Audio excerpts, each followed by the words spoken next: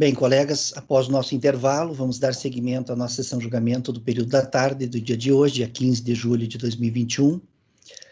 Nós julgamos todos os itens que estavam na pauta da tarde de hoje, e agora nós temos essa segunda metade aqui da pauta do tempo da sessão da tarde, disponível para nós julgarmos processos que ficaram para trás na pauta, que não foram julgados por falta de tempo, ou podemos adiantar processos de amanhã, processos em relação aos quais não há pedido de sustentação oral e nem pedido de acompanhamento.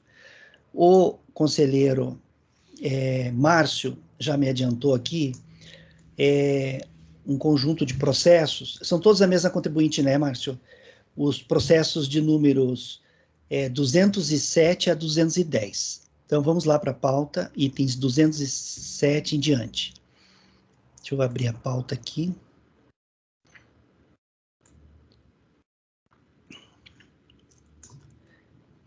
São todos da Sulplast Fibra de Vidro Termoplástico Limitada.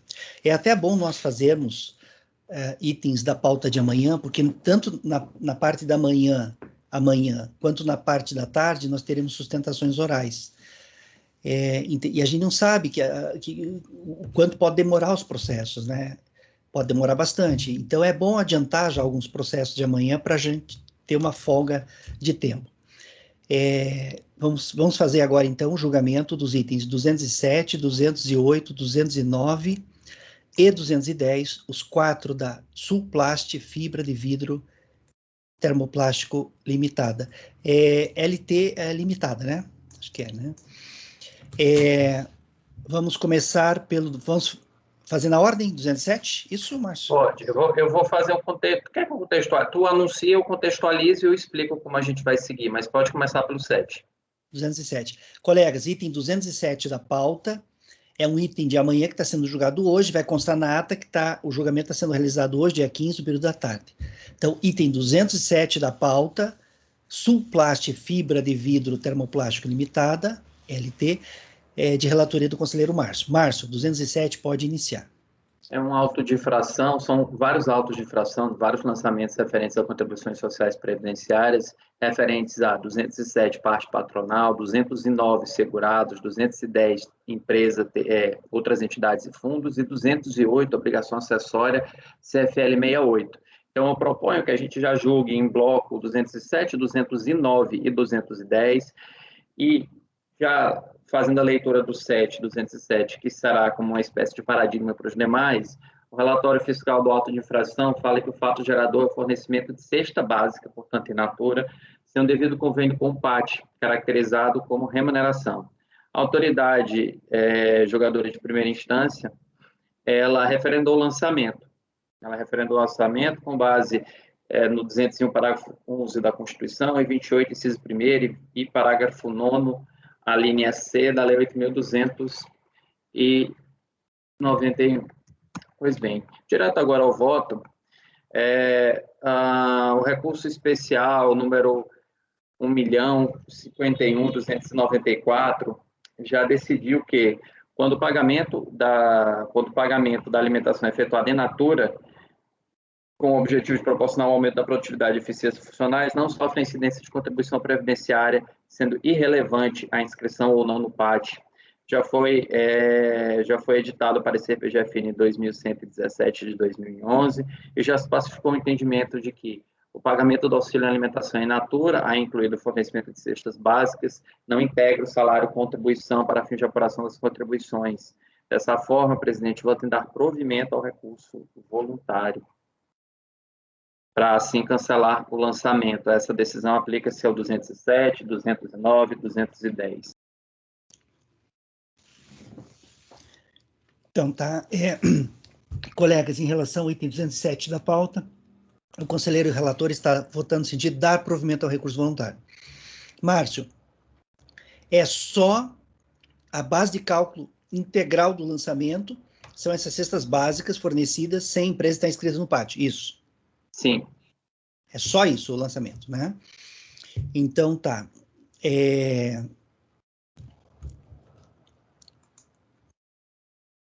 O motivo determinante foi esse, falta de inscrição no PAT. Vamos lá, então, vou direto para a coleta de votos, é uma matéria tranquila, não tem muita discussão na turma. Se alguém quiser falar durante o voto, pode falar, mas eu vou direto para a coleta. Francisco, como você vota? Eu acompanho o relator. Gregório? Relator. Renata? Acompanho também. Rafael? Relator, presidente. Ricardo? Acompanho o relator. Ana? Relator. Eu também acompanho o relator. Então, para o item 207 da pauta, da Sulplast Fibra de Vidro Termoplástico Limitada, ficará assim o resultado. Acordam os membros do colegiado, por unanimidade de votos, em dar provimento ao recurso voluntário. Você falou que essa decisão é a mesma para os itens 209 e 210, né, Márcio? Correto. O que muda entre eles é a contribuição? Espécie da contribuição, segurados e terceiros. É a parte patronal, segurados outro, terceiros outro. Então, a base de cálculo é a mesma, as alegações recursais são basicamente as mesmas e as suas razões de decidir são as mesmas. E todos a questão principal, o motivo determinante do lançamento é a falta de inscrição no PAT, né? E em todos eles foi fornecido cesta básica, né? Então, tá.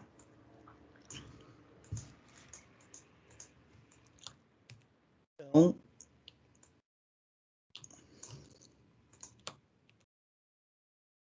deixa eu só dar uma abrida rápida aqui. 2 segundos.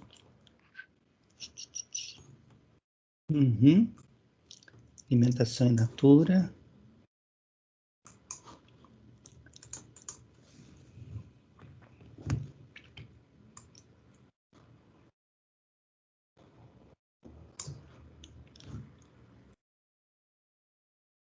Tá. Agora o item 208, Márcio, pode iniciar a leitura. Item 208 da Sulplast. 208, alta de fração, referente ao descumprimento da obrigação caracterizada pela apresentação de GFIPs com dados não correspondentes aos fatos geradores de todas as contribuições previdenciárias. Esse pertinente, a autoridade tributária narra que a empresa deixou de declarar contribuições referentes a 15% do valor dos serviços prestados pela Cooperativa Médica Unimed Rio Claro, e também as contribuições que acabamos de decidir, que são as referentes às cestas básicas, sem a devida adesão ao PAT. Pois bem, e até explico, não houve lançamento de cooperativas, porque, como vocês podem perceber, a Cooperativa Médica, no período de janeiro de 2003 a 12 de 2004, eu acredito que até é feita uma alusão à decadência de um período, aí eles não levam adiante o auto de obrigação principal. No julgamento, já no voto, desculpa, nós demos provimento, portanto, já antecipei aqui, na presente sessão de julgamento, analisar a obrigação principal, esse colegiado deu provimento ao recurso voluntário, no sentido de que a alimentação in natura não integrasse o salário de contribuição, apesar da não inscrição no PAT. Desse modo, como a alimentação fornecida in natura não está sujeita à incidência de contribuições, então, não está caracterizado o descumprimento do dever instrumental, pois o contribuinte não estava obrigado a informar a alimentação das GFIPs. Além disso, em relação à correção da falta referente às contribuições previdenciárias incidentes sobre a prestação de serviço por cooperativa médica, assim decidiu a autoridade julgadora de primeira instância. Para que a multa seja relevada, além dos requisitos acima, é necessário que, em cada competência, a falta seja integralmente sanada, o que ocorreu apenas no período de 1 a 12 de 2003. No período de 1 a 12 de 2004, apesar de haver a correção dos fatos geradores referentes à Unimed Rio Claro, permaneceram sem ser informados os fatos geradores referentes às cestas básicas, onde se conclui que nessas competências as GFIPs não foram integralmente corrigidas. Então, a autoridade de primeira instância já detectou a correção da falta referente a uma parte do lançamento e nós cancelamos a parte restante do lançamento. Daí que, como está atestada a correção da falta dos fatos geradores referentes à Unimed de Rio Claro e o cancelamento da obrigação principal correspondente à alimentação in natura, com a desobrigação do contribuinte do dever instrumental, então a falta está corrigida integralmente, devendo ser cancelado o lançamento. Daí porque voto em dar provimento ao recurso voluntário.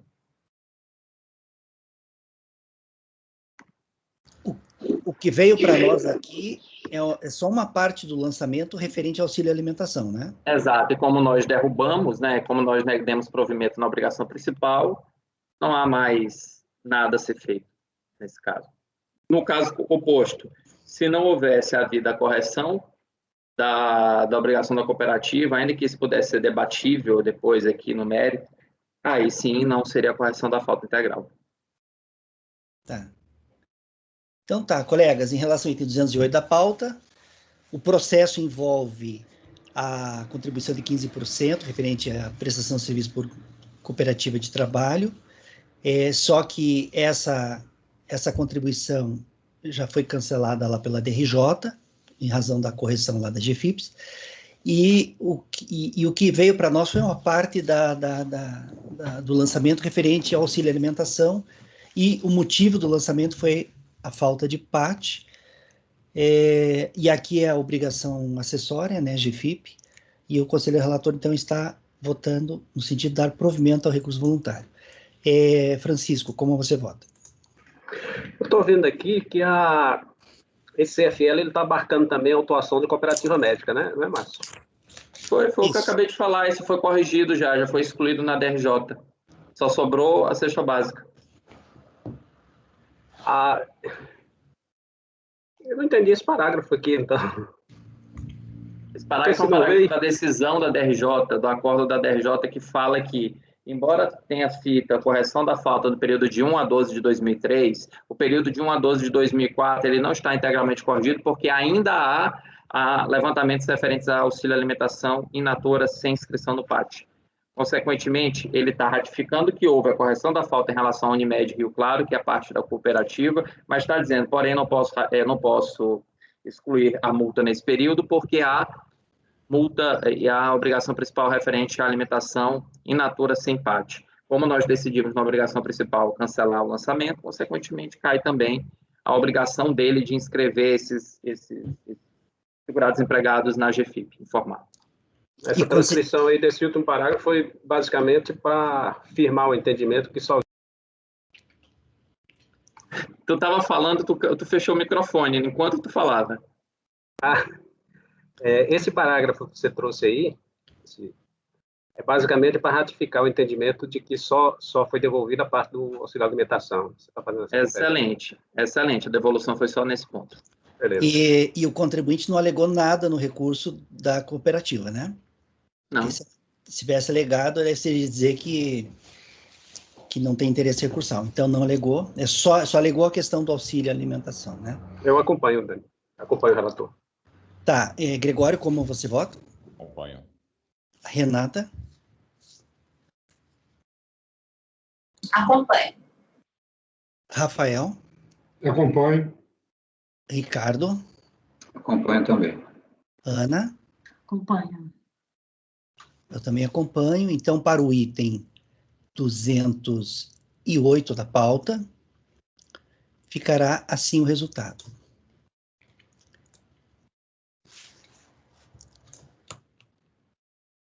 Item 208 da Sulplast Fibra de Vidro e Termoplástico Limitada.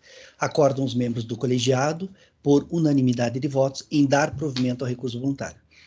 Então, para todos os processos da Sulplast Fibra de Vidro Termoplástico Limitada, Sulplast, para todos os itens 207, 208, 209, 210, ficou acordo dos membros do colegiado, por unanimidade de votos, em dar provimento ao recurso voluntário. Ok, colegas. O 198, ele é paradigma, também é meu, também é muito, muito breve, ele é paradigma do 199, 200, 201, 202, 203. Ele é uma multa por atraso na entrega da GFIP apenas. Qual você falou, 97? 198, ele é paradigma de 5 outros processos. 198, tá. Deixa eu... Só um pouquinho, colegas.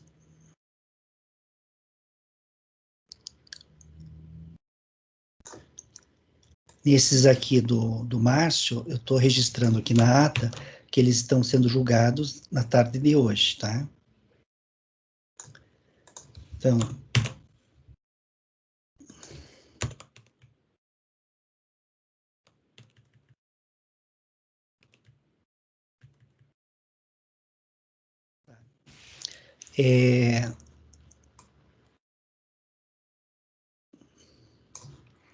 Agora, 1, 9, tá.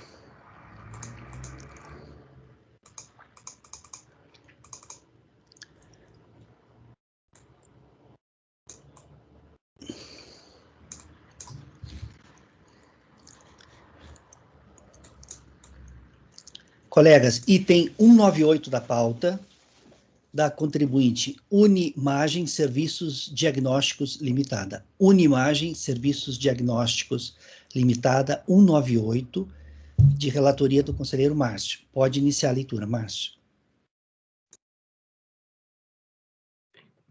Então, a autodifração referente a atraso na entrega de GFIP de 5 competências no valor de R$ 3.500. Na impugnação, até para ratificar o voto, o contribuinte fala que entregou antes de ser notificado e efetuou os recolhimentos em conformidade com os dados informados. Ele entrega em atraso, porém antes de ser notificado. Basicamente, a defesa dele se resume a isso. Vou logo ao voto, portanto, só quis trazer a atenção a isso. O contribuinte reconhece haver entregado as GFIPs em atraso, embora entenda ser desarrazoada a aplicação de multa isolada, com base no artigo 138 do Código Tributário e 32A da Lei 8.212. Sustentou no ter ocorrido intimação a apresentar as GFIPs, nem a prestar esclarecimentos, e explicou que a fiscalização deveria haver aplicado a multa respectiva no ato do recebimento das declarações em atraso.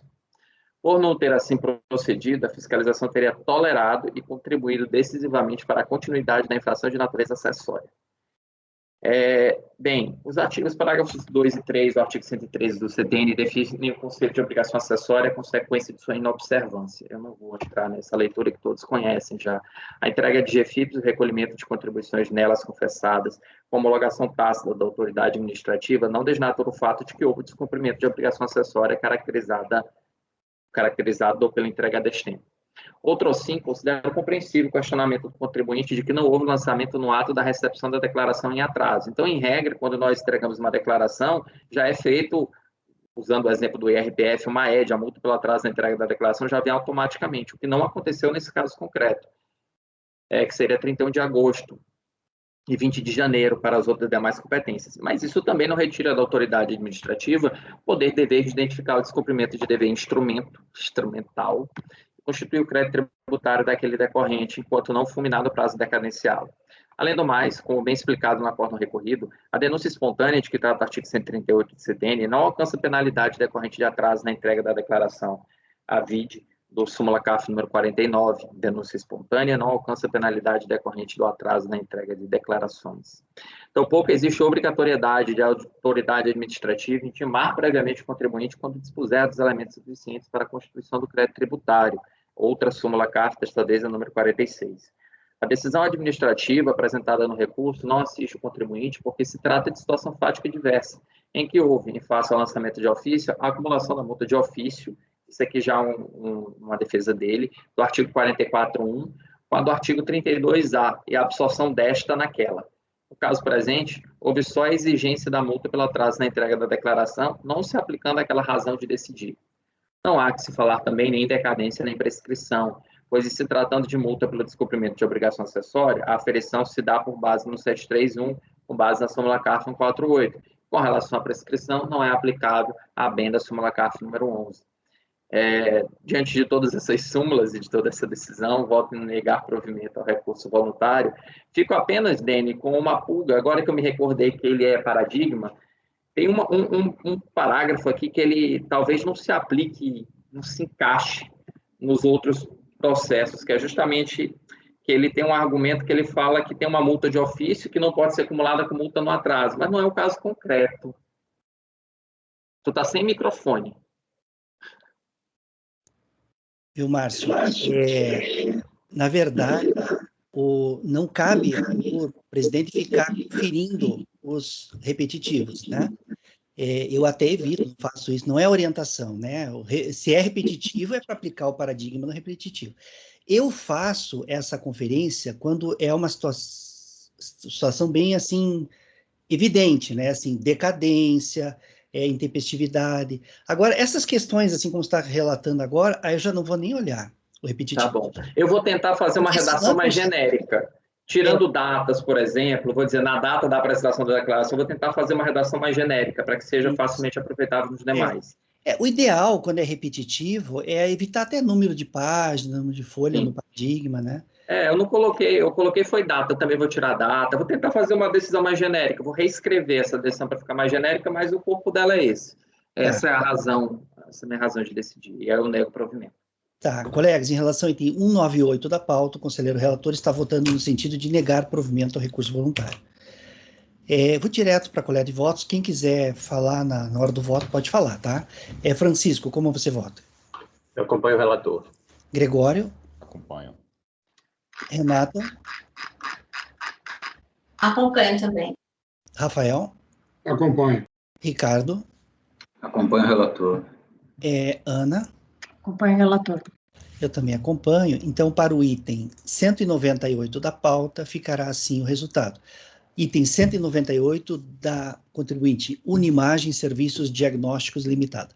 Acordam os membros do colegiado, por unanimidade de votos, em negar provimento ao recurso voluntário. Repetindo, acordam os membros do colegiado, por unanimidade de votos, em negar provimento ao recurso voluntário.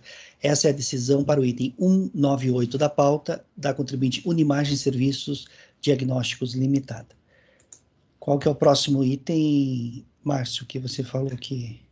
Eu acho que esses são, de fato, de amanhã, são aqueles mais céleres, meus, né? Eu acho que pode dar a voz agora a outro conselheiro, eu acho que já foi bastante.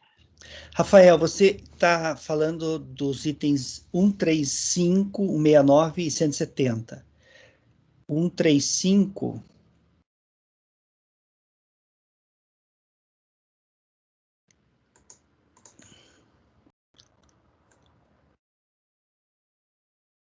Um 35 é da...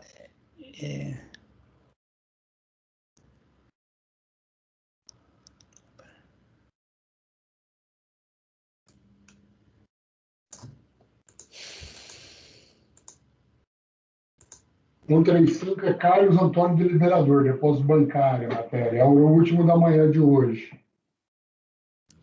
Tá, uma matéria bem tranquilinha. Então, Não é porque não tem documentação. tá, então vamos lá, então. Não, tranquilo, tranquilo. Como a gente tem esse tempo livre agora, esse tempo que sobrou por conta da... A ideia, então, é julgar processos que ficaram para trás e os processos de amanhã, né? Então, vamos fazer isso aí, então. 135. Colegas, item 135, Carlos Antônio Deliberador. Carlos Antônio Deliberador, item 135 da pauta de relatoria do conselheiro Rafael. Rafael, pode iniciar a leitura. Adoto o relatório do acordo 0640-918 da 6ª DRJ de Curitiba, de folhas 606 a 615. Por meio do auto de infração de folhas 552 a 558, adotada a numeração do processo meio digital, existe do contribuinte R$ 385.191,87 em imposto de renda, sendo R$ 288.893,89 de multa, de ofício, 75, e acréscimos legais, decorrendo da ação fiscal efetuada com o objetivo de identificar o cumprimento de suas obrigações tributárias referentes aos anos calendários de 2005, 2006 e 2007. Segundo consta no termo de verificação e encerramento de ação fiscal, folhas 540 a 547, o procedimento fiscal teve início com a ciência postal do contribuinte. Em abril de 2010, do termo de início da ação fiscal, folhas 4 a 6, por meio do qual foram requisitados documentos que embasaram o preenchimento das declarações de ajuste anual simplificadas dos anos calendários de 2005 a 2007, inclusive extratos bancários de todas as contas mantidas pelo declarante, cônjuge e seus dependentes, junto a instituições financeiras do Brasil e do exterior, referente ao período citado. Por intermédio do seu procurador, instrumento de folha 31, o contribuinte apresentou a documentação de folha 32 a 388, cópia de extratos bancários, contas correntes mantidas junto aos bancos, em conjunto com o cônjuge, tendo solicitado dilação do prazo para apresentação de outros documentos, petições de folha número 396, 398 e 499. Posteriormente, apresentou extratos bancários relativos à CCR da região norte do Paraná e Caixa Econômica Federal. No decorrer da ação fiscal, em face da juntada das cópias ilegíveis, bem como da apresentação parcial de documentos e esclarecimentos, foram lavrados diversos termos de intimação. Segundo a auditoria fiscal, relativamente aos anos calendários 2005 a 2007, o contribuinte não apresentou documentação hábil que possa identificar a fonte de crédito, o valor, a data e, principalmente, que demonstre de forma inequívoca o título e natureza dos créditos efetuados nas contas correntes de sua titularidade. Tendo em vista que o contribuinte apresentou declarações de ajuste anuais simplificadas em separado do seu cônjuge, Rosângela Leles, deliberador, a conta bancária em conjunto daquele pelo banco, do banco, em obediência ao mandamento legal, os depósitos bancários de origem não comprovada foram tributados à proporção correspondente a cada titular, ou seja, 50% dos valores dos depósitos bancários. O contribuinte foi excluído como cotitular da referida conta a partir de 11 de outubro de 2006. Assim, os valores depositados creditados em contas correntes bancárias de titularidade do contribuinte, sem comprovação de origem, contas discriminadas na relação dos valores creditados depositados sem comprovação de origem, efetuados nas contas correntes mantidas pelo contribuinte em diversos estabelecimentos bancários, parte integrante do termo de verificação e encerramento da ação fiscal.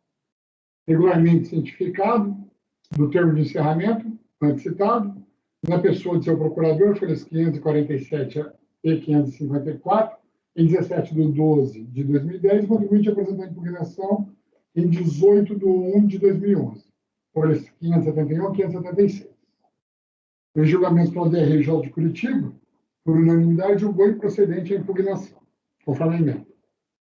Intimado em 3 de junho de 2013, a R de folha 617, o contribuinte interpôs recurso voluntário, folha 620 a 625, em 3 de 7 de 2013, no qual protestou pela reforma da decisão, sem contrarrazões ao relator. O recurso voluntário é tempestivo e atende os demais requisitos de admissibilidade, assim dele eu conheço. Do mérito dos depósitos bancários de origem não comprovada, coleciono aqui parte do acordo recorrido. A defesa do contribuinte consiste basicamente em afirmar que praticava atividade de empréstimo a inúmeras pessoas físicas ou jurídicas, em tipo de operação de factoring.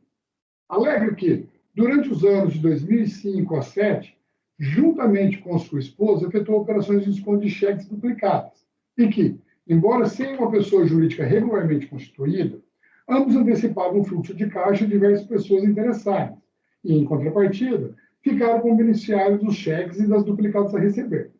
Os cheques eram diretamente depositados nas contas titularizadas por ambos, enquanto as duplicadas eram apresentadas aos bancos, nos quais as contas eram mantidas, que efetuavam as respectivas cobranças junto aos respectivos sacados.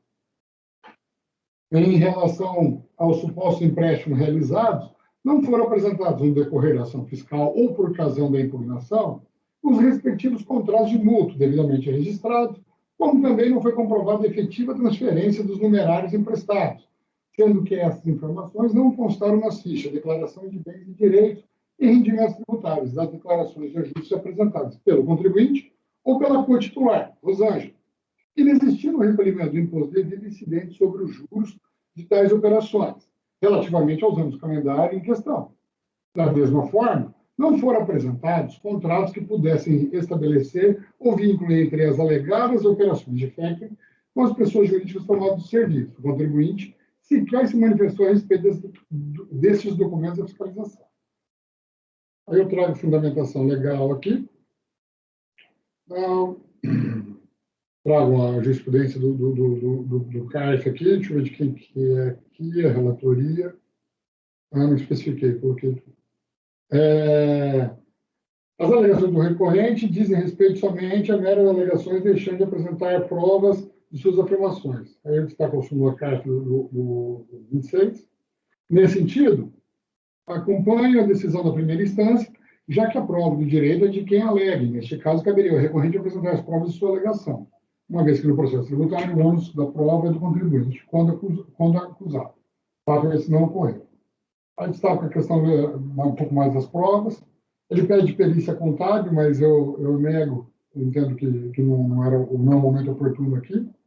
E ele pede intimação diretamente ao procurador, advogado, que também é vedado. Nesse sentido, voto por negar provimento ao recurso voluntário. É como eu voto. Ok, Rafael. Colegas, em relação ao item 135 da pauta, o conselheiro relator está votando no sentido de negar provimento ao recurso voluntário. Vamos direto para a coleta de votos. Quem quiser falar durante o voto pode falar. fazer algum comentário. Francisco, como você vota? Eu acompanho o relator. Gregório? Acompanho. Márcio? Relator. Renata? Acompanho.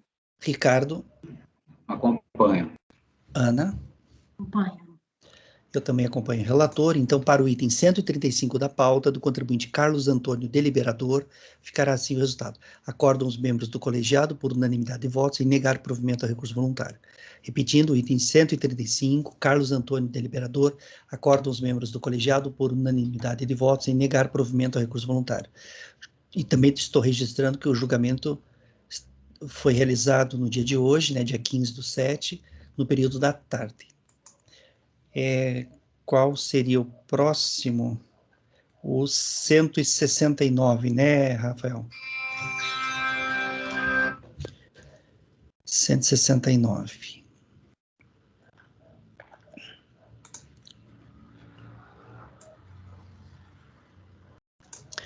O item 169 é de amanhã, né? Do período... Não. É de amanhã, do período da manhã. Deixa eu só olhar aqui a pauta de 169. Tá. É um item de amanhã, o 169. Na verdade... O 169 e 170 são os dois primeiros de amanhã de manhã. São dois itens da mesma contribuinte, Fideli Processadora de Serviços S.A. Fidelity Processadora de Serviços S.A. São dois itens, 169 e 170.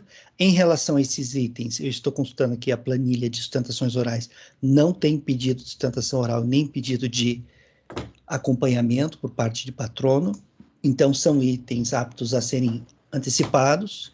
Então vamos fazer a antecipação. Vai fazer na ordem, né? Vou. Na ordem, né? Então, Rafael, item 169 da pauta, pode iniciar a leitura.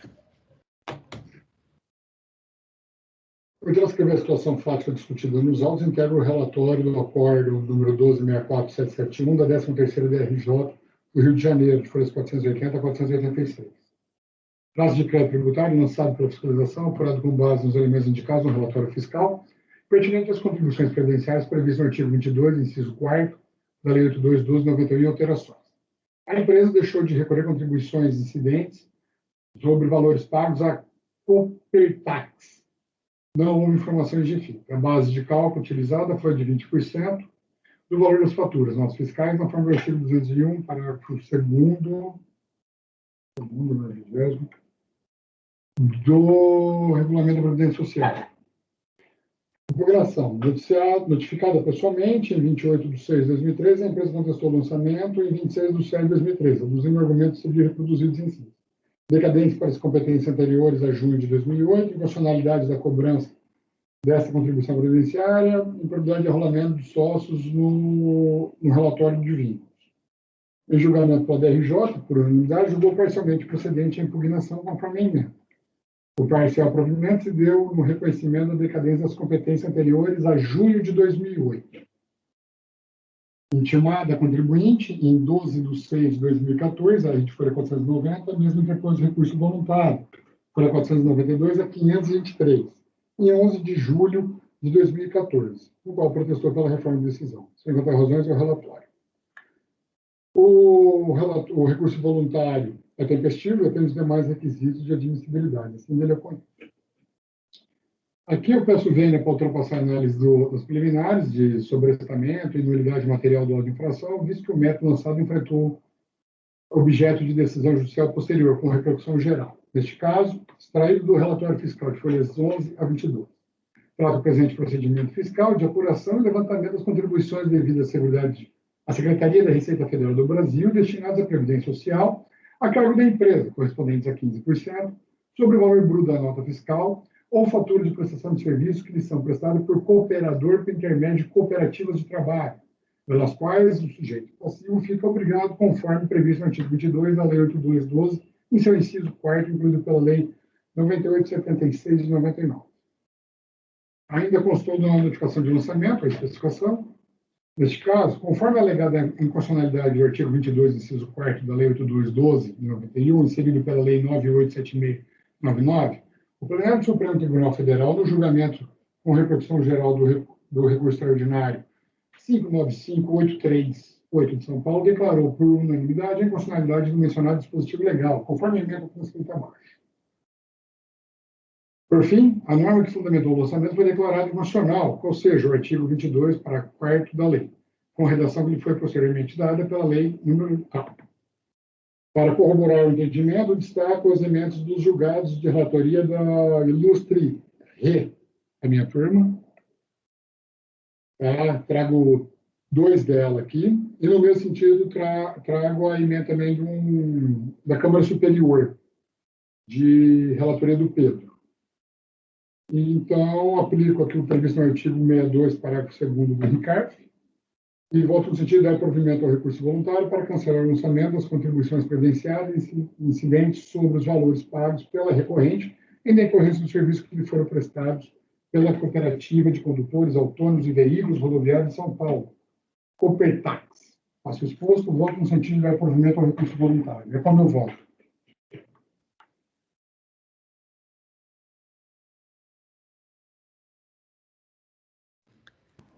São os dois de uma vez já? Não, esse é só o primeiro. O que é, Ricardo? Está sem microfone, Ricardo. São os dois similares, Dene e Rafael? Esse é só o primeiro? Só muda, Ricardo, o período de apuração.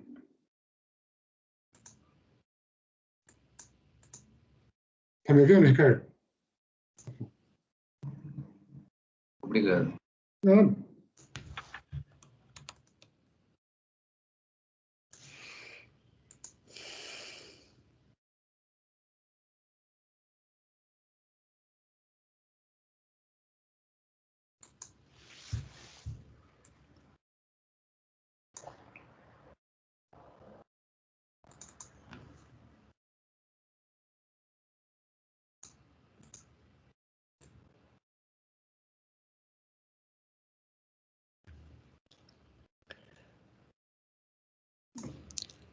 O lançamento aqui nesse 169 é só essa contribuição, né, Rafael? A contribuição prevista no inciso 4 do artigo 22, declarada inconstitucional, né? Isso, nos dois. Nos dois, né? Nos dois. Só muda o período de apuração.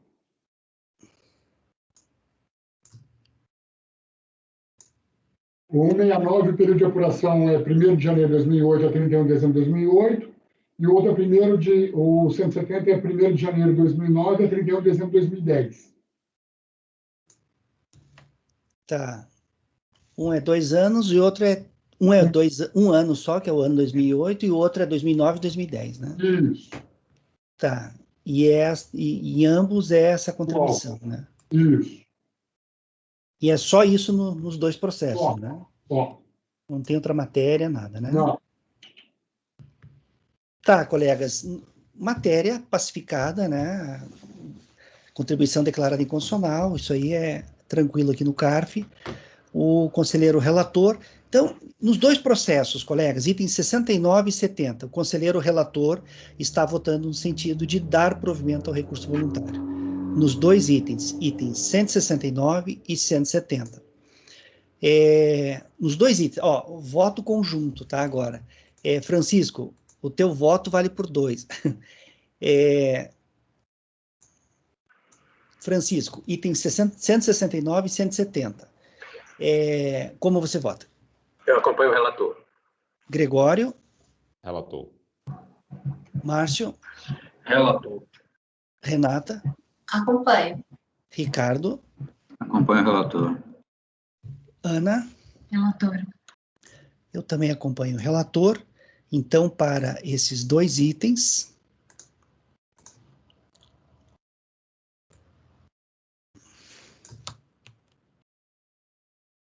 ficará assim o resultado.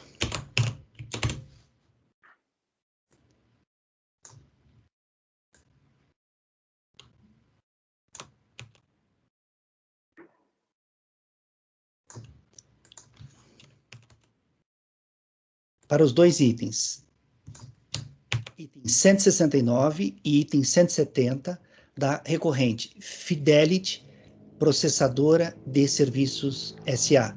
Acordam os membros do colegiado por unanimidade de votos em dar provimento ao recurso voluntário. Julgamento realizado em 15/7/21 no período da tarde. Tá? Essa é a decisão para o item 169 e 170. Repetindo, para os dois itens, da contribuinte Fidelity Processadora de Serviços S.A. Acordam os membros do colegiado por unanimidade de votos em dar provimento ao recurso voluntário.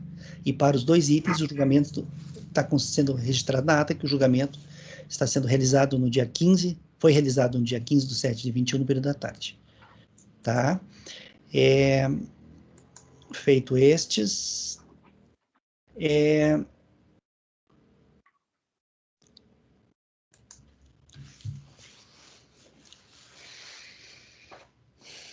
nós temos, a Ana apontou aqui, o Gregório apontou e a Ana confirmou dois itens, né, Ana? Os itens 12 e 13, podemos fazer esse também? É do primeiro dia, da parte da manhã do primeiro dia, dois itens que não foram julgados por falta de tempo. Que horas são? É cedo ainda? Gente, dá para julgar bastante processo ainda. Itens 12 e 13, vamos lá.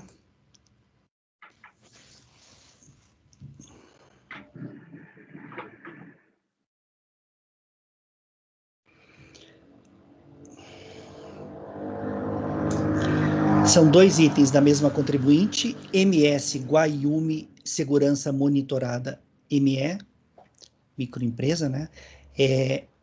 Itens 12 e 13. MS Guayumi Segurança Monitorada ME. Você vai fazer na ordem da pauta? Na ordem. Na ordem, né? Então, Ana, item 12 da pauta, pode iniciar a leitura. Bom, é um auto de infração das contribuições previdenciárias à parte patronal e o GILRAT, incidente sobre os valores pagos aos segurados empregados, e o Prolabore paga ao titular da empresa no período de 1/2009 a 13/2011. O lançamento utilizou como base os valores registrados nas folhas de pagamentos, em confronto com os valores declarados em GFIP. E no relatório fiscal constou que o recorrente declarou esses fatos geradores em GFIP com o código referente às empresas optantes pelo Simples. No entanto, essas contribuições seriam devidas porque essa empresa presta serviços de limpeza, conservação e vigilância. Então, ainda que ela possa se enquadrar no Simples, ela é obrigada ao recolhimento das contribuições. A DRJ julgou a impugnação improcedente e os autos vieram a julgamento. O contribuinte ele alega no recurso voluntário que as funções de vigia e de monitoramento eletrônico, que é o que ele faz, não se confundem com vigilância e que, portanto, não estão excluídos do regime do Simples e admite-se que sejam preparadas folhas de pagamentos em separado para essas atividades.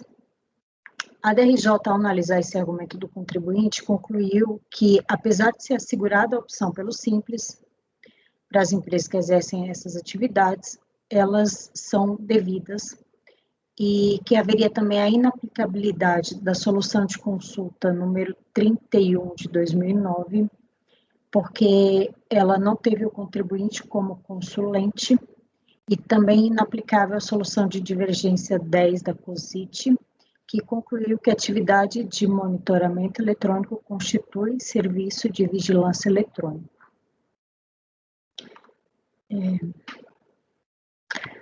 Aqui eu trago a fundamentação que está na Lei Complementar 123, que estabelece as normas gerais para o Simples, e que nela consta que não estão incluídas na contribuição devida ao Simples quando se tratar de serviço de vigilância, limpeza ou conservação. Imprescindível, portanto, estabelecer se os serviços de vigia e de monitoramento eletrônico realizados pelo contribuinte são equivalentes ao serviço de vigilância mencionado na Lei Complementar 123. É que o contribuinte sustenta que ele presta serviços de vigia e que ele não se amolda a essa previsão. A atividade de vigia é aquela exercida por um porteiro.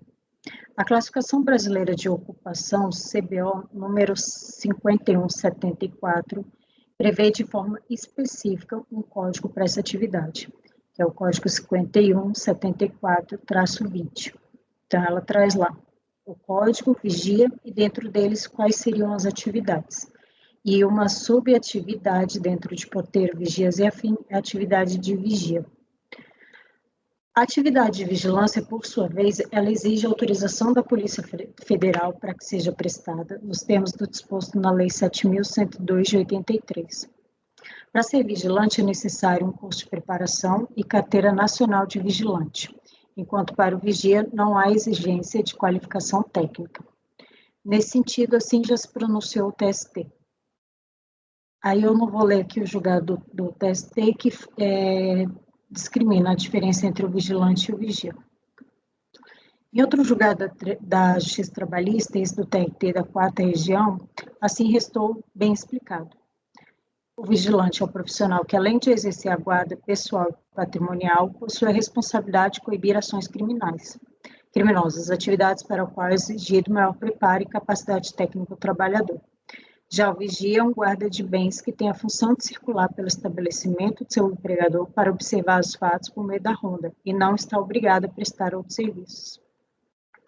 Em fevereiro de 2015, após o julgamento ocorrido na DRJ, a Receita editou a solução de consulta COSIT número 57, dispondo que os serviços de portaria e de zeladoria não se confundem com vigilância, limpeza ou conservação e são prestados mediante cessão de obra. Aí aqui eu trago essa solução de consulta. Após, sobreveio o ato declaratório interpretativo da Receita número 7 de 2015, que dispôs que o serviço de portaria por cessão de mão de obra não se confunde com os serviços de vigilância, limpeza e conservação. Decorre da leitura do ato acima as seguintes conclusões, que divergem tanto do entendimento do contribuinte quanto do entendimento da DRJ. Os serviços de vigia e portaria não se confundem com o de vigilância. Se o serviço prestado é de vigilância, ao contribuinte é facultada a opção pelo Simples, com a ressalva de que serão devidas as contribuições previdenciárias patronais. Se o serviço prestado é de vigia, é vedada ao contribuinte a opção pelo Simples, salvo se prestado em conjunto com outras atividades não vedadas. Com relação ao serviço de monitoramento eletrônico, a solução de consulta 110 de 2010 assim mencionou. Eu não vou ler tudo aqui não que está dizendo essa solução. Essa solução é a resposta da Receita à consulta efetuada formalmente pelo contribuinte para esclarecer dúvidas sobre a classificação fiscal da mercadoria ou interpretação da legislação. Até a vigência da Instrução Normativa 1396 de 2013, a legislação normativa sobre o processo de consulta cingia-se às disposições constantes na Lei 9.430 e no Decreto 70.235, que dispunha que a solução de consulta só produziria efeitos ao consulente. Com a Instrução Normativa 1396, foi estabelecido efeito vinculante a todas as soluções de consulta e soluções de divergências emitidas pela COSIT. A Instrução Normativa 1396 de 2013, por outro lado, realizou verdadeira inovação no ordenamento jurídico, ao estabelecer esse efeito vinculante. Os atos normativos expedidos pelas autoridades administrativas são normas complementares, que entram, portanto, em vigor na data de sua publicação.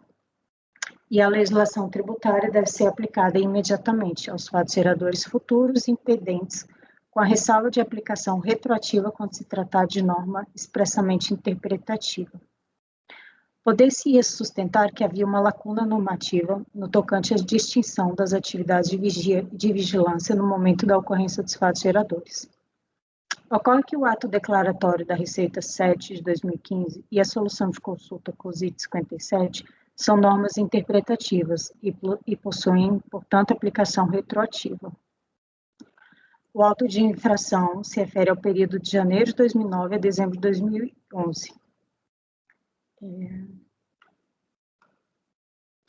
E se refere às contribuições que eu já li, então não vou ler toda essa parte.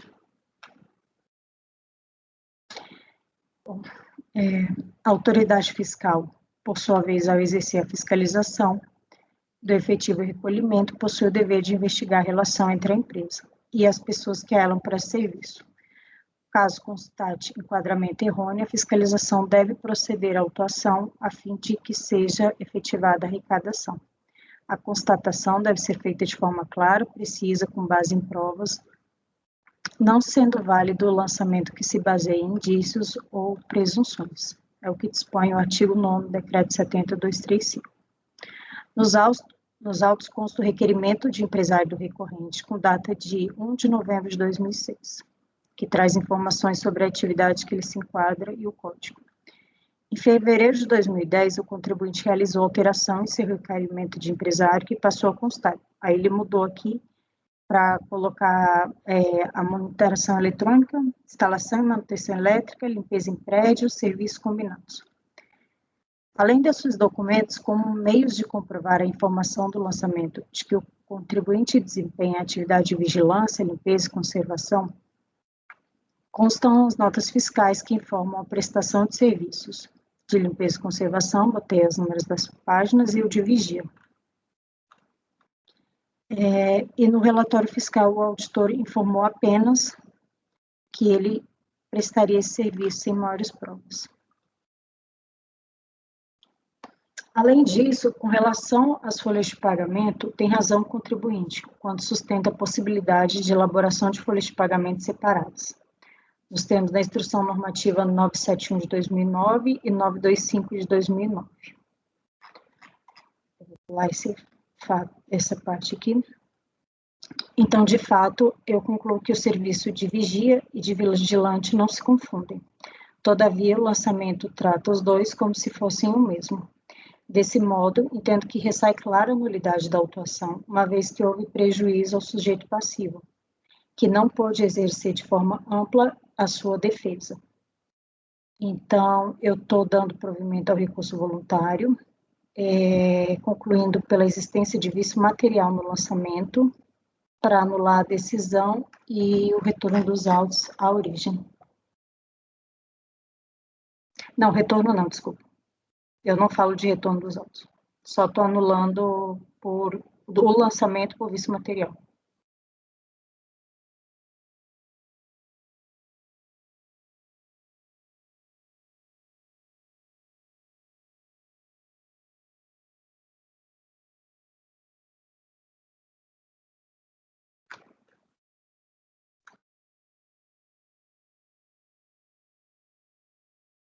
Está sem áudio dele.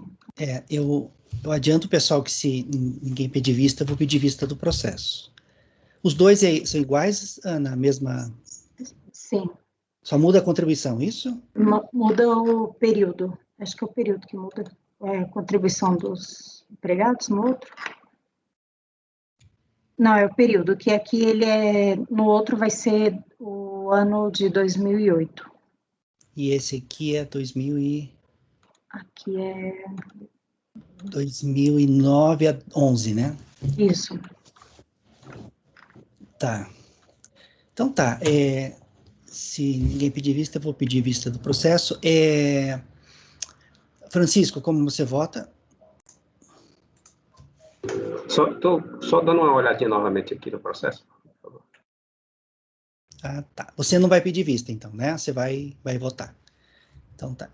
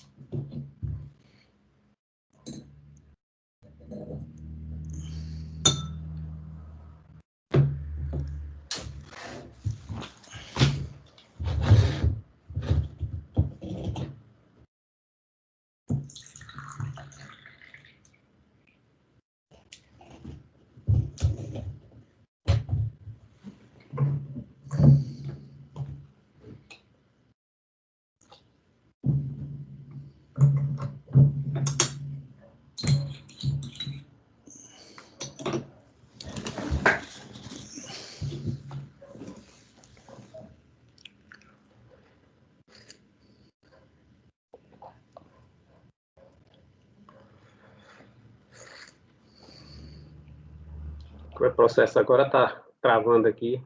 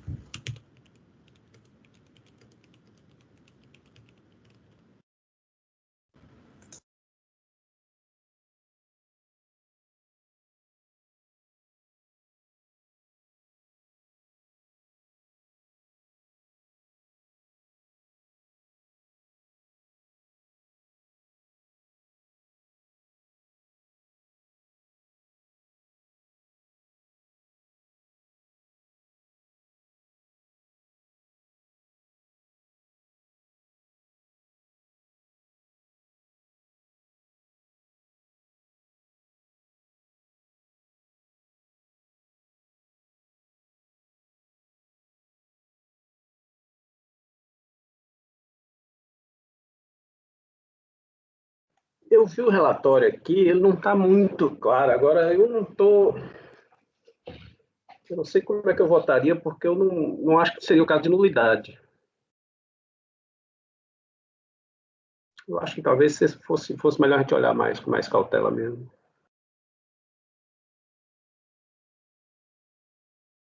Agora, nulidade, no meu ponto de vista...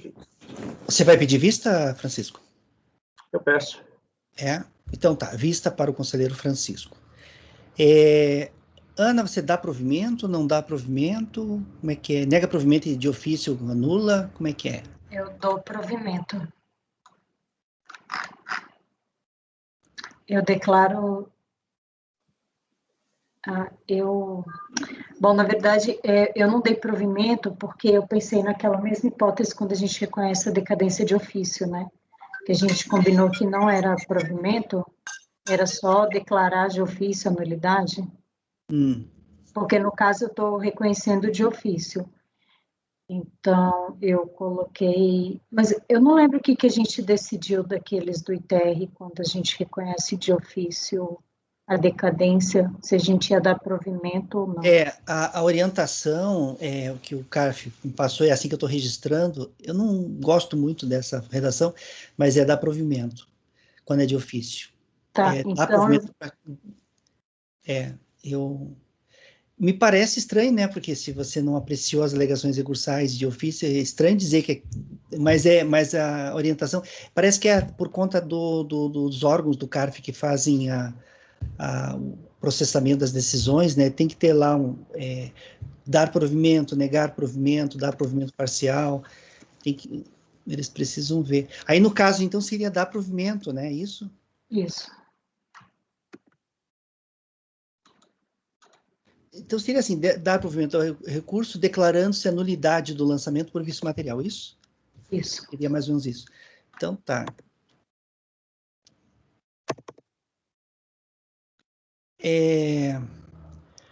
E o Francisco está pedindo vista, então, né, Francisco? Eu ia pedir de qualquer forma, Francisco.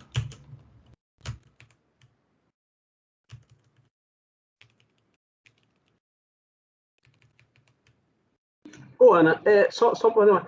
Eu estou vendo nas notas fiscais aqui que tem limpeza e conservação também, né?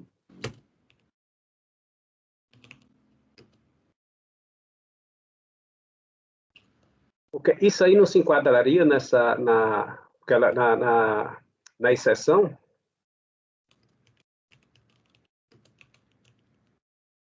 Mas o problema do lançamento, ele foi na questão da vigilância. E eu até trouxe... Ai, que eu fechei. A página que tem essas notas fiscais.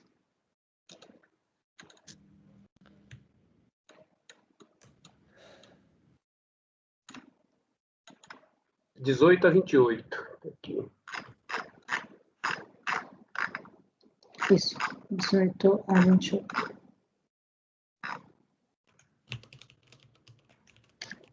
E, inclusive, é esse o ponto da DRJ, que vigia e vigilância seriam iguais.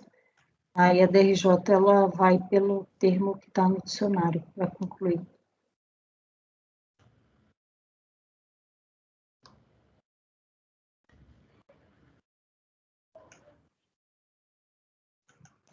Eu acho, de qualquer jeito, que a vista é interessante, até porque ela tem várias alegações aqui.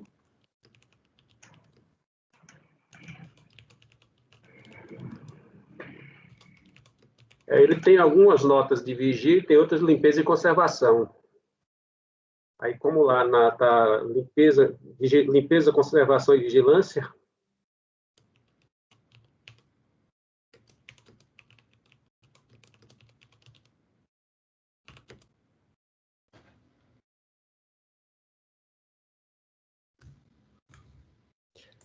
Tá, colegas. Colegas, para o item... Então, seriam os dois, então, né, Francisco? Os dois itens, porque são iguais, né? Só muda o período, né, do lançamento. Então, colegas, para os itens 12 e 13 da pauta, ficarão assim, itens 12 e 13, vista para o conselheiro Francisco. A relatora apresentou seu voto, dando provimento ao recurso e anulando o lançamento por vício material. Na sequência, houve pedido de vista, os demais conselheiros não votaram. Tá? Essa é a decisão vista para o conselheiro Francisco em relação aos dois itens, itens 12 e 13, ambos da MS Guaiúme, Segurança Monitorada ME. Ok.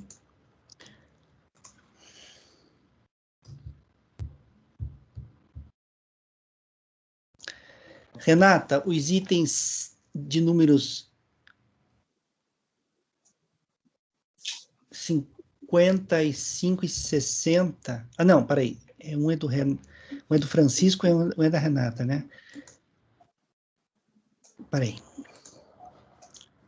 O 55 é tranquilo. Eu só preciso atender a porta que está tocando aqui, eu estou sozinha. Deixa eu ver o que está acontecendo. 2 minutos, por favor.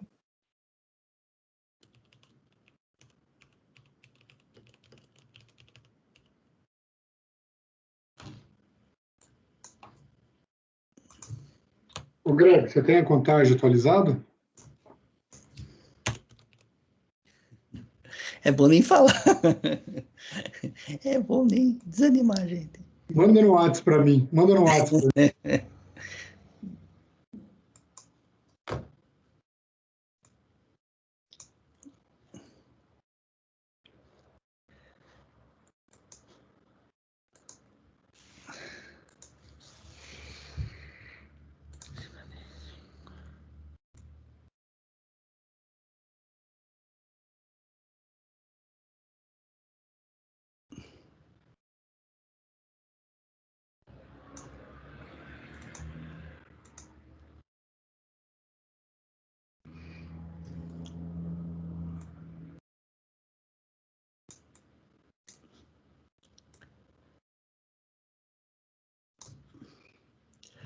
Esses dois itens agora, colegas, que a gente vai fazer, será que vai dar tempo? Vamos torcer que dê tempo. São, como o Gregório falou, são os últimos dois itens da nossa pauta de 2020, né? Itens que entraram na pauta em 2020. Itens 55 e depois o item 60. 55 é da Renata e o 60 é do Francisco. Esperar a Renata voltar. Voltei. Vamos fazer o 55? 55, Renata. Deixa eu colocar lá na pasta, então. Se é que já não está.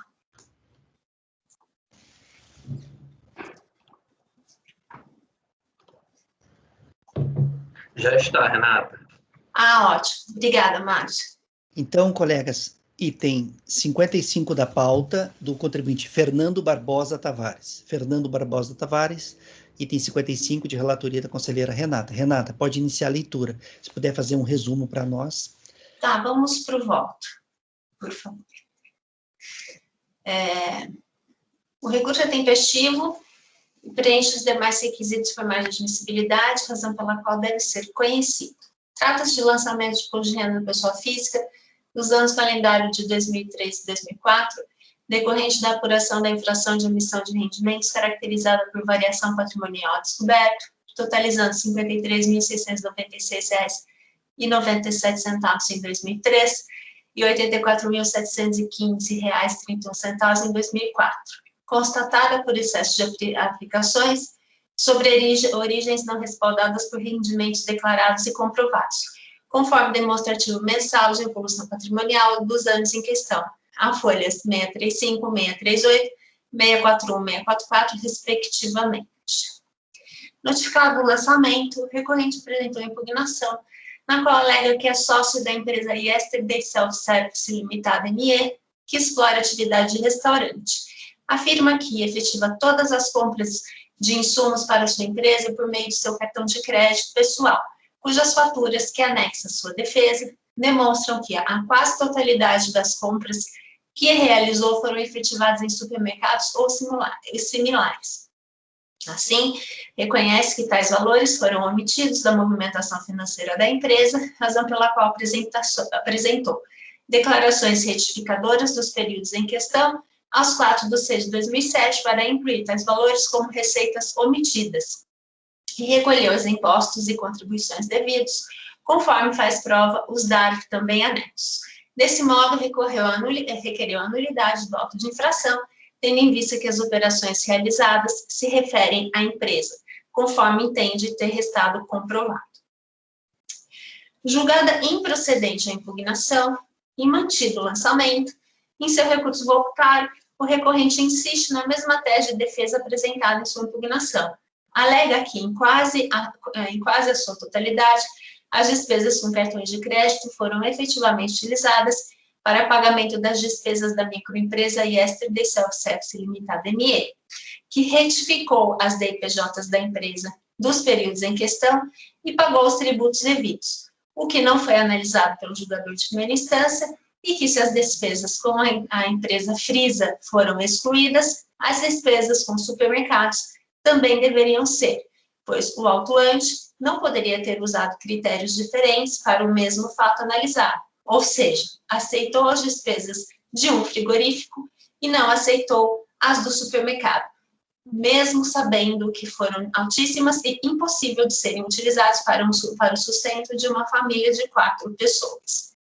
Por fim, requer que seu recurso seja acolhido para reformar a decisão recorrida e tornar sem efeito o tributo e as respectivas penalidades. Pois bem, conforme mencionado, o recorrente afirma em seu recurso que os gastos com o cartão de crédito, em quase a sua totalidade, dizem respeito a despesas de sua empresa Yesterday Self-Service Limitada ME.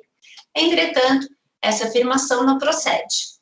Analisando as faturas de cartão de crédito anexadas aos autos, como bem observou o julgador de primeira instância, constata-se que, de fato, há inúmeras despesas que, diferentemente do que afirma o recorrente, não se trata de supermercados, e se referem a hotéis, passagens aéreas, restaurantes, lojas de roupas e calçados femininos, acessórios, óticas, postos de gasolina, lojas de brinquedo, material de construção, festas, automóveis, dentre outras. A título ilustrativo, a fatura com vencimento aos 26/12/2004, no valor de R$ 3.689,90, tem supermercados como fornecedor e apenas 40,89% do total das despesas. Também tem razão recorrente, não tem razão recorrente quando afirma que a autoridade autuante utilizou de critérios diferentes para o mesmo fato analisado, ao excluir o lançamento da empresa Frisa, um frigorífico, e não aceitar as despesas com supermercados, altíssimas e impossíveis de serem utilizadas para o sustento de uma família de 4 pessoas. Ora, os fatos não são os mesmos. É de se supor, pelo senso comum, que se espera do homem médio que uma pessoa física, ou mesmo uma família de 4 pessoas, não teria necessidade de efetivar despesas mensais com o frigorífico.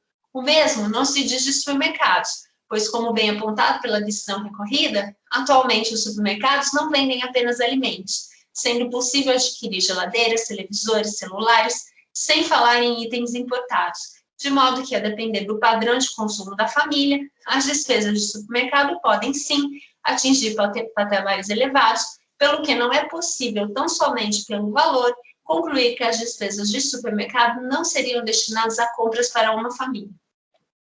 Por fim, o recorrente alega que a decisão recorrida não teria analisado o fato de que retificou as DPJs da empresa do período atuado e pagou os tributos devidos, limitando-se a confirmar o lançamento. Essa informação, igualmente, não procede. Com efeito, esse fato foi devidamente apreciado pelo julgador de primeira instância, conforme se verifica do seguinte trecho da decisão recorrida. Com o objetivo de regularizar sua situação, o contribuinte adicionou mês a mês o valor dos acréscimos patrimoniais apurados ao faturamento mensal da sua empresa, retificando a declaração de pessoa jurídica, apurando o imposto de renda suplementar e recolhendo com multa de mora. Esse procedimento não tem o condão de elidir a infração apurada por meio do auto de infração impugnado, uma vez que, apesar de o contribuinte assumir ter omitido o rendimento na pessoa jurídica, esse fato não prova que os dispêndios tenham sido feitos em benefício da empresa, e somente gastos comprovadamente efetuados para o restaurante podem ser excluídos, pois, como já mencionado, o levantamento de acréscimo patrimonial leva em conta todas as despesas efetuadas pelo interessado, não apenas as realizadas com cartões de crédito. A defesa deveria ter procurado demonstrar esse fato ou comprovar novas origens de recursos suficientes para cobrir os gastos comprovados.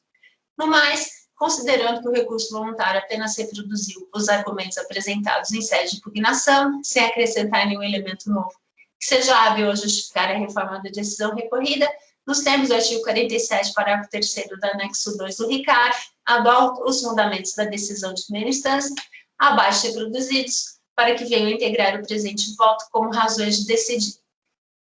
A defesa alega que os gastos efetuados com cartões de crédito pessoais do contribuinte são decorridos de compras de insumos e demais despesas efetuadas para o funcionamento de sua empresa ISTB Bar Show Limitada ME.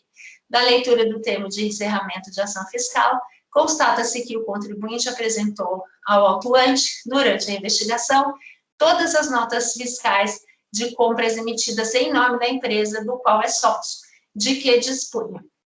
A folha 650, neste mesmo termo de encerramento, a fiscalização deixa claro que os valores das notas fiscais emitidas em nome da empresa, cujo pagamento foi efetuado por meio de cartões de crédito do interessado, foram excluídos dos valores das contas de cartão de crédito pagas pelo contribuinte, não integrando as aplicações de recursos do demonstrativo de evolução patrimonial mensal, independentemente da análise dos itens adquiridos, ressaltando-se que, atualmente, os supermercados não vendem apenas alimentos, sendo possível adquirir geladeiras, televisores e celulares. Além disso, a fiscalização excluiu, mesmo sem que a defesa apresentasse as notas fiscais de compra em nome da empresa, todas as despesas realizadas sobre a rubrica FRISA, uma vez que foi possível comprovar que se trata de um frigorífico e os valores envolvidos eram relativamente elevados.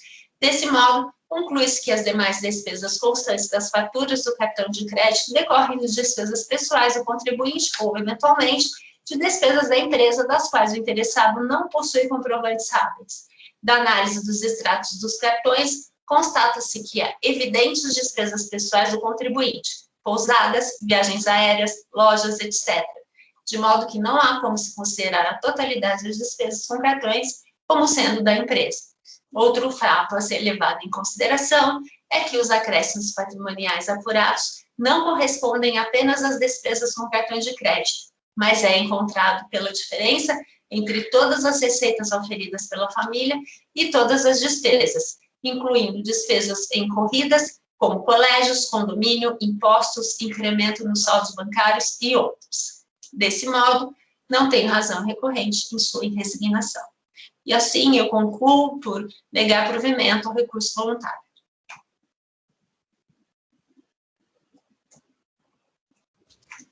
Ok, Renata. Colegas, em relação ao item 55 da pauta, a conselheira relatora está votando no sentido de negar provimento ao recurso voluntário. Fazer coleta dos votos. Francisco, como você vota? Acompanho. Gregório? Acompanho. Márcio? Relatora. Rafael? Relator. Ricardo? Acompanho. Ana? Relatora. Eu também acompanho. Então, para o item 55 da pauta, ficará assim o resultado. Item 55 do contribuinte Fernando Barbosa Tavares. Acordam os membros... Tem um microfone ligado. Acordam os membros do colegiado, por unanimidade de votos, em negar provimento ao recurso voluntário. Acordam os membros do colegiado, por unanimidade de votos, em negar provimento ao recurso voluntário. Esse é o resultado para o item 55 do contribuinte Fernando Barbosa Tavares. Fernando Barbosa Tavares. E também estou registrando aqui que o julgamento está sendo realizado no dia 15/7, de 21, no período da tarde. O próximo item, colegas, é o último item da pauta, o último item de 2020, que entrou na pauta em 2020. Vejam só como tem itens antigos na nossa pauta.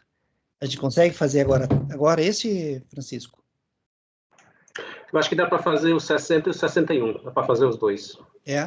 Então vamos lá. Ah, são do mesmo contribuinte? Não, deixa eu ver. Não. Beleza, então. Colegas, item 60 da pauta do contribuinte Pedro Pereira Filho. Pedro Pereira Filho, item 60, de relatoria do conselheiro Francisco. Francisco, pode iniciar a leitura do item 60. Eu vou direto ao voto e aí, se houver necessidade, a gente volta Isso é uma autuação que decorreu de uma ação trabalhista. O julgador de origem entendeu improcedente a impugnação. No recurso de ofício, o contribuinte traz de relevante. Discorrendo acerca da reportada autuação, aduz que a incidência do imposto de renda sobre o valor recebido acumuladamente em ação judicial agride princípios constitucionais, manifesta que a jurisprudência tem afastado a incidência do imposto de renda da pessoa física sobre os juros moratórios, transgrede jurisprudência perfilhada à sua pretensão, e, por fim, pede o cancelamento do crédito constituído e, subsidiariamente, a suspensão da respectiva cobrança até o julgamento do RS 614-406 pelo STF. Eu vou para a admissibilidade, eu faço uma ressalva. Contudo, embora atendidos os demais pressupostos de admissibilidade previstos no decreto 7235, de 6 de março de 72, dele conheço somente parcialmente, apenas parcialmente, ante a preclusão consumativa vista no voto. Matéria não impugnada. Em sede de impugnação, o contribuinte discorda parcialmente da autuação em seu desfavor, não se insurgindo contra a incidência do imposto de renda sobre os juros de mora, tese inaugurada somente no recurso voluntário. Por conseguinte, este conselho está impedido de se manifestar acerca da referida alegação recursal, já que o julgador de origem não teve a oportunidade de a conhecer e sobre ela decidir, porque sequer constava da contestação sob análise. Aí eu, superando essa fase, como ele alegou a agressão a princípios constitucionais, eu também é de notória posição do grupo, conhecimento do grupo, que nós estamos impedidos de nos manifestar acerca do tema. E aí, no mérito, a única matéria que restou em análise foi o RRA, que ele pediu, e eu concluo, seguindo a jurisprudência, inclusive uma das alegações dele é que aguardasse o julgamento desse RE, e aí eu concluo. Ante o exposto, conheço parcialmente do recurso interposto, não se apreciando a argumentação inaugurada somente na fase recursal, para, na parte conhecida, rejeitar a preliminar nela suscitada e, no mérito, dar-lhe provimento, reconhecendo que o imposto de renda da pessoa física incidente sobre o RRA deverá ser calculado pelo regime de competência mediante a utilização das tabelas e alíquotas vigentes nas datas de ocorrência dos respectivos fatos geradores. É como voto.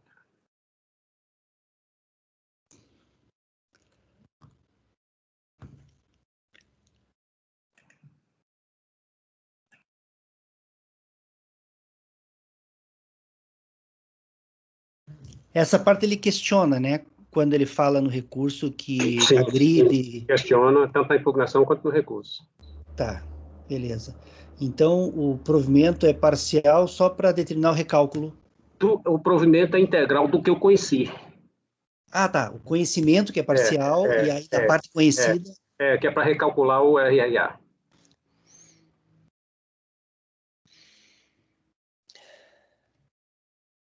Tá. Então, só um instantinho. Só um instantinho, antes de eu colher os votos, só um pouquinho.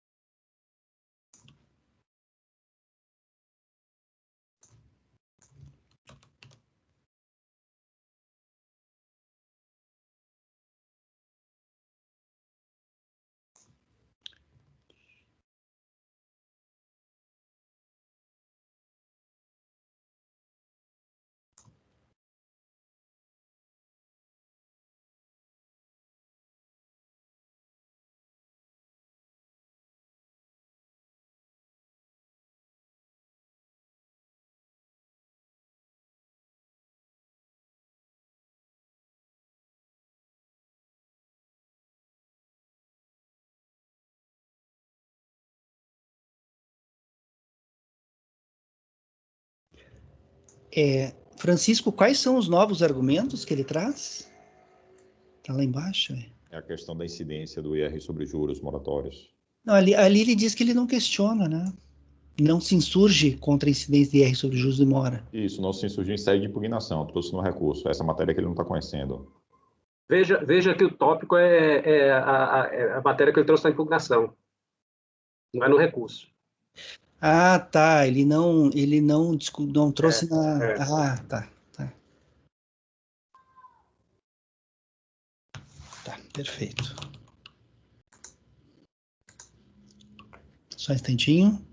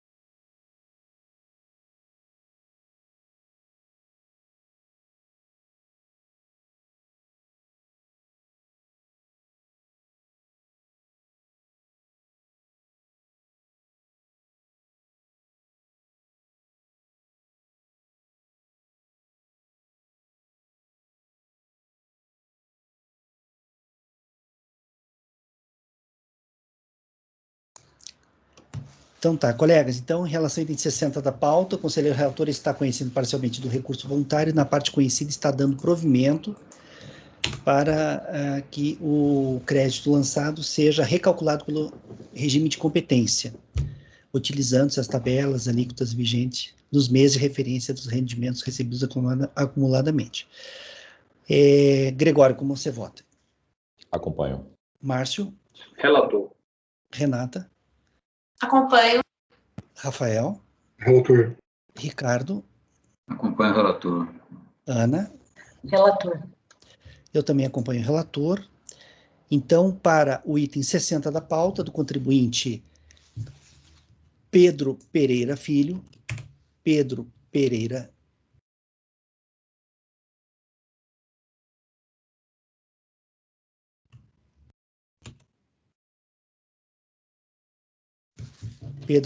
Filho, ficará assim o resultado. Acordam os membros do colegiado, por unanimidade de votos, em conhecer parcialmente do recurso voluntário, não se conhece da alegação de que não incide imposto de renda, alegação de não incidência de imposto de renda sobre juros de mora, uma vez que tal alegação não foi levada ao conhecimento e à apreciação da autoridade julgadora por instância, representando inovação recursal. E, na parte conhecida do recurso, dar-lhe provimento para que o crédito tributário seja recalculado pelo regime de competência com a aplicação tanto das tabelas progressivas como das alíquotas vigentes à época da aquisição dos rendimentos recebidos acumuladamente. Depois eu dou uma melhoradinha na redação, mas é isso, tá? Conhecer parcial e na parte conhecida dar provimento para que o imposto lançado seja recalculado pelo regime de competência. Esse é o resultado por item de 60 da pauta do contribuinte Pedro Pereira Filho. Vamos tentar, colegas, deixa eu ver. Vamos tentar fazer o item 61? Temos um tempinho O aí. 61 é quase a mesma coisa. Vai ser bem rapidinho também. Ah, tranquilo, então. Colegas, item 61 da pauta, do contribuinte Sérgio Pires Cordeiro. Sérgio Pires Cordeiro, item 61, também de relatoria do Francisco. Item 61, pode iniciar a leitura, Francisco. Eu vou, antes de ir direto no voto, eu convido o colegiado para dar uma olhadinha nessa complementação da descrição dos fatos, que eu fiz a transcrição aí na folha 2, na letra tem lá, letra E, F, G. Na letra G tem lá, total deduções com barra advogados, 25.234,44. É só para conhecer isso aqui, porque isso aqui ele vai alegar lá na frente, e aí o grupo já, embora eu não vá conhecer, mas para o grupo saber que isso aqui foi considerado na autuação. Aí, indo lá para o julgamento em si,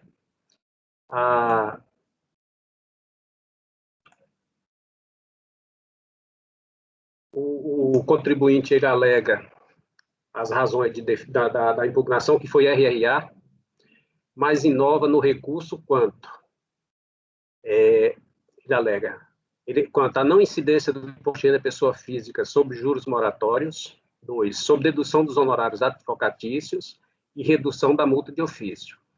Olha, esse aqui eu não vou conhecer dessa matéria, porque ela não constou da impugnação, mas mesmo assim eu fiz questão de mostrar lá que foi considerada essa dedução dos honorários pela fiscalização durante a autuação.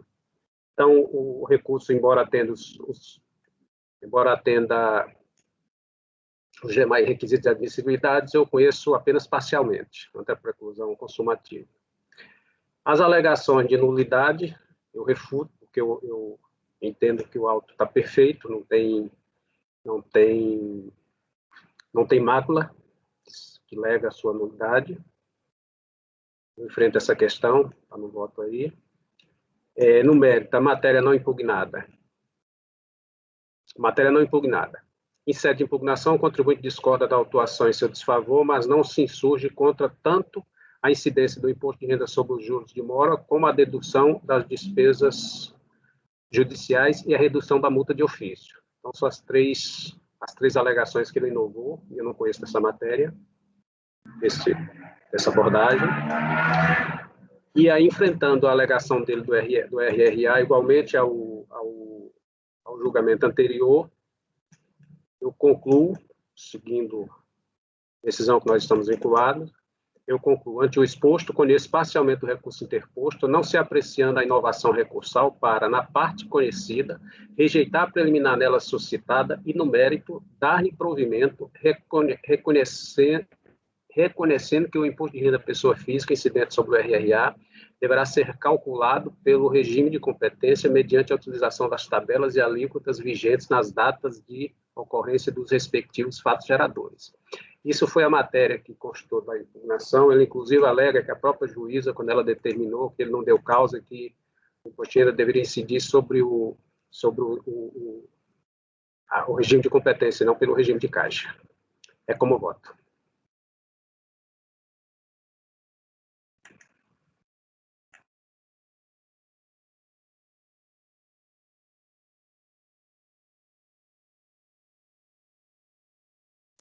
Ok, Francisco.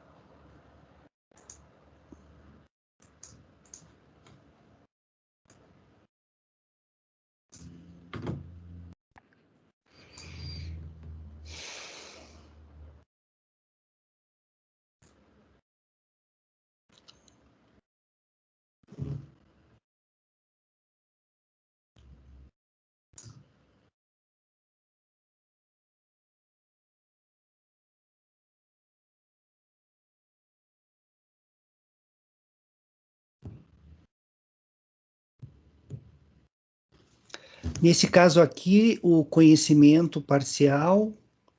Exatamente igual ao outro. Mesma coisa, o dispositivo é igual. Eu conheci parcialmente, não conheci da matéria que ele inovou no recurso, e da parte que eu conheci, que foi o RRA, eu dei provimento para aí ter uma nulidade, foi bom você levantar. É para ter uma parcial provimento por cada nulidade, para reconhecer o recálculo do RRA. É parcial provimento. Da parte conhecida, da parcial provimento, porque tem uma alegação de nulidade. Tá, e no voto, onde que está a delimitação da... Se diz assim, o recurso é tempestivo, pois a ciência da decisão recorrida se deu tal e a peça recursal foi interposta tal, dentro do prazo legal. Contudo, embora atendidos os demais pressupostos de admissibilidade, dele conheço somente parcialmente, ante a preclusão consumativa, vista no presente voto. Onde que você está? Tá mais adiante daí? Visto no relatório, na verdade, na impugnação, né? Que eu trago no presente voto, quando eu trago na sequência matéria não conhecida. Olha o tópico seguinte aí, ó. Deixa eu pegar aqui, peraí. A nulidade é uma matéria não conhecida, mas você trata... Não é nulidade, não.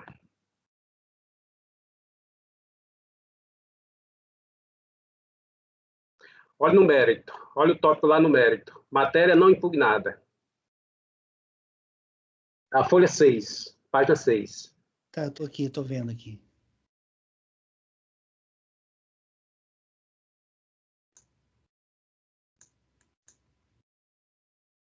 Eu vou alterar aqui para dar parcial. Pois é. Qual seria a sua dúvida? Que aí, de repente, eu explico. Não, tá tranquilo aqui. Não, é que não conheceu e daí você enfrentou, né? É isso? Não enfrentou. Não enfrentei, não. Mas então era bom colocar, acho que lá em cima já, né? Porque essa é uma questão preliminar, né? Parte de conhecimento. Então, não, tá. Esse voto aqui é antigão, né? Então, eu boto lá na preliminar. Lá eu boto lá logo na sequência depois de admissibilidade. No tópico do conhecimento do recurso, você já diz, isso eu não vou conhecer. Uhum. Então tá. Desculpa interferir. Não, mas foi bom, inclusive, para corrigir. Foi ótimo. É bom quando uma outra pessoa vê o voto da gente, porque às vezes a gente escreve alguma coisa, para nós está muito claro, né? Mas uma outra pessoa vem, dá uma lida, e a gente não nota às vezes. Ainda mais esses antigos aqui, né? Exato. Então tá. Então, nesse caso, o que o que você não está conhecendo também é a alegação quanto ao IR sobre juros de mora, né? Juros de mora, dedução de despesa com advogado e uma redução lá de multa. Ele só trouxe no recurso.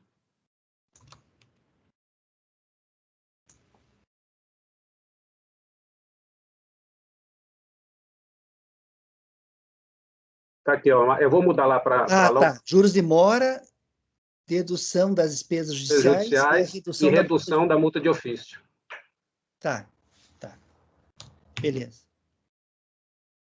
Colegas, vamos lá então. O conselheiro relator, no item 61, está conhecendo parcialmente do recurso voluntário, não está conhecendo das alegações quanto à incidência de IR sobre juros de mora, a alegação referente a despesas judiciais e a alegação que tais alegações não foram levadas à apreciação e conhecimento da autoridade julgadora de primeira instância, representando inovação recursal. E na parte conhecida do recurso, o conselheiro relator está dando provimento parcial ao recurso, porque ele não está reconhecendo a nulidade, está dando provimento parcial para que o imposto, para que o crédito tributário seja recalculado pelo regime de competência. É isso, né, Francisco? Isso. Conhecimento parcial, na parte conhecida, provimento parcial para que seja recalculado pelo regime de competência. Exatamente. Parcial provimento reconhecido que... Beleza, eu já corrigi aqui. Tá. Só um instantinho, então.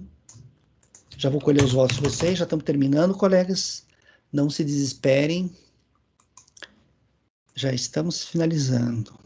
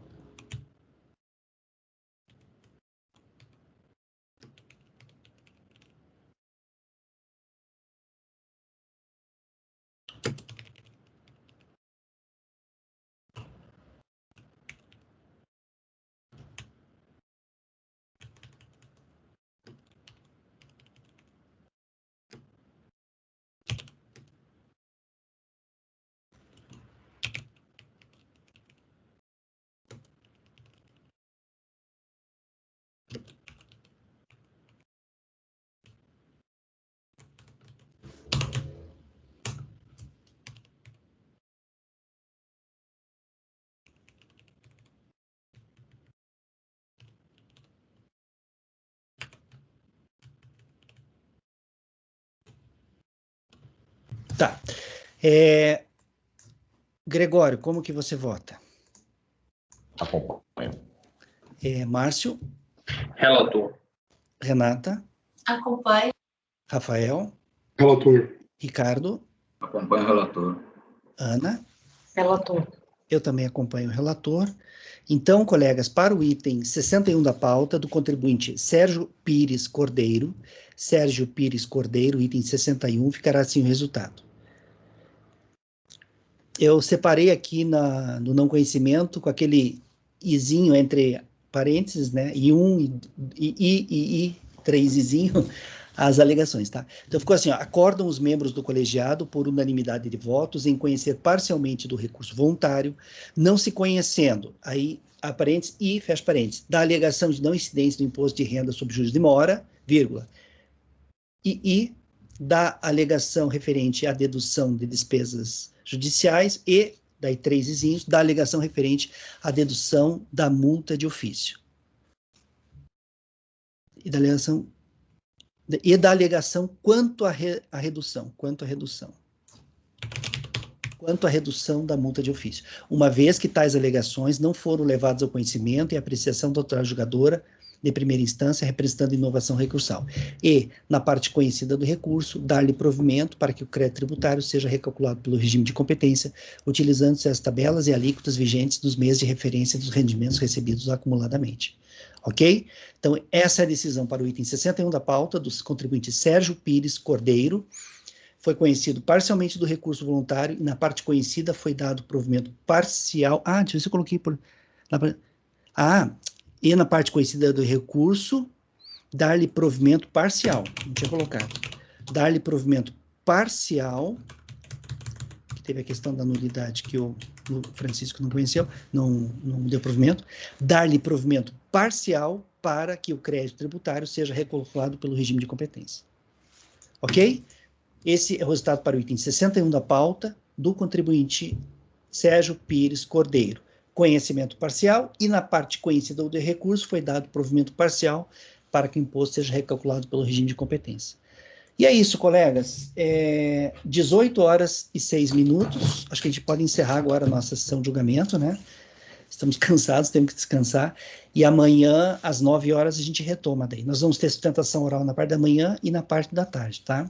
Nós adiantamos alguns processos de amanhã, então vai ajudar a gente. Então tá, colegas. Vamos encerrar agora. Rafael e Patrícia podem encerrar a gravação.